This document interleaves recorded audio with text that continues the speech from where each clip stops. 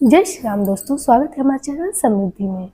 दोस्तों, आज हम बात करेंगे हनुमान जयंती, जो चैत्र मास की पूर्णिमा तिथि को मनाते हैं। कहा जाता है कि आज के दिन हनुमान जी का जन्म हुआ था, इसीलिए उनके जन्मोत्सव के रूप में हम लोग आज के दिन को मनाते हैं। कहा जाता है कि यदि आज के पंचोपचार विधि से पूजा पाठ करके हनुमान जी को प्रसन्न कर लिया जाए तो इस जीवन का हर संकट दूर हो जाएगा। दोस्तों, आप लोग तो जानते हैं कि हनुमान जी राम जी के भी सभी संकट काटे थे, फिर हम इंसान उनके लिए कुछ नहीं है। लेकिन हम अपनी पवित्रता से, सबसे बड़ी बात है कि हनुमान जी की पूजा में ब्रह्मचर्य का पालन करते हुए ईर्ष्या द्वेष से परे रहना चाहिए, क्योंकि सुंदर कांड में लिखा है कि निर्मल मन जो सो मोहि पाया, मोहे कपट छल छिद्र न भावा। क्योंकि यदि आप लोग मन में ईर्ष्या द्वेष क्रोध रख करके और सोचेंगे कि हनुमान जी का हम लोग पूजा करके सर्व फलदायी बना लें, तो ऐसा कभी भी नहीं होगा। तो सबसे पहले आप लोग को अपने मन को निर्मल बनाना होगा, स्वच्छ बनाना होगा, तब जा करके आप लोग पूजा पाठ करेंगे तो पूर्ण फलदायी होगा। दोस्तों, आज का विशेष उपाय अवश्य आप लोग जान लीजिएगा, क्योंकि आज साल में एक दिन ये दिन आता है और आज आप लोग शुभ मुहूर्त में अगर ये उपाय करें तो निश्चित रूप से आपके जीवन की तमाम समस्याएं खत्म होगी। आर्थिक समस्या कितना भी बड़ा हो, कितना भी बड़ा कर्ज से आप लोग परेशान हो, निश्चित रूप से समाप्त होगी।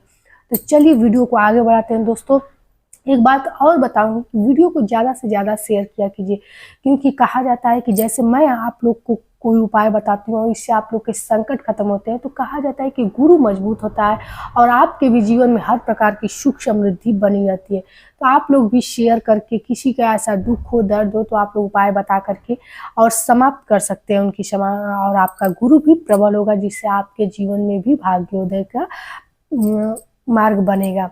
दोस्तों, तो चलिए बताती हूँ कि इस बार 23 अप्रैल को आप लोग को हनुमान जयंती मनाना है। तो आप लोग को बता दूं कि पूर्णिमा तिथि प्रारंभ हो जाएगी 23 अप्रैल को सुबह 3:25 पे और समाप्त होगी 24 अप्रैल को 5:18 पे सुबह में। उदयकालीन तिथि और पूरे दिन आप लोग को हनुमान जयंती के रूप में मनाने के लिए आप लोग को 23 अप्रैल का दिन ही शुभ रहेगा।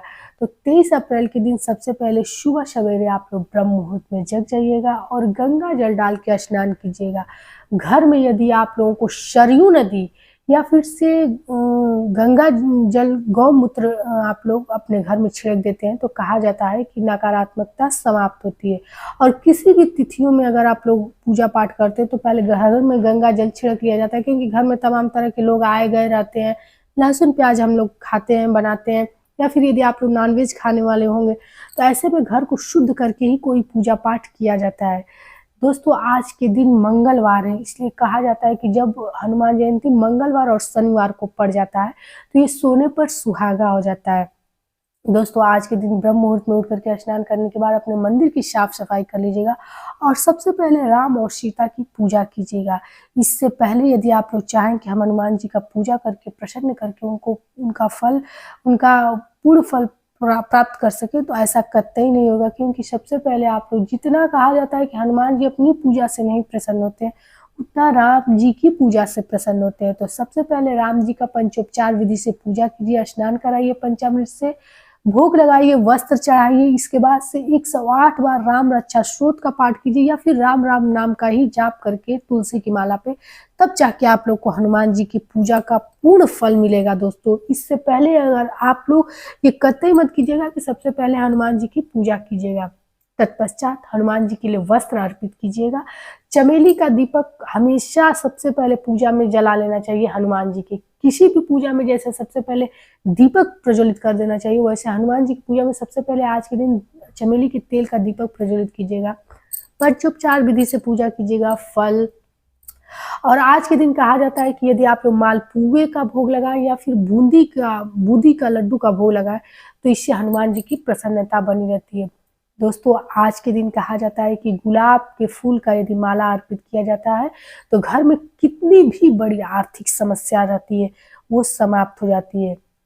आज के दिन यदि बनारसी पान का वीड़ा मिल जाए आप लोगों को तो उस पर लौंग लगा कर हनुमान जी के सामने अवश्य प्रज्वलित करें, चढ़ाएं।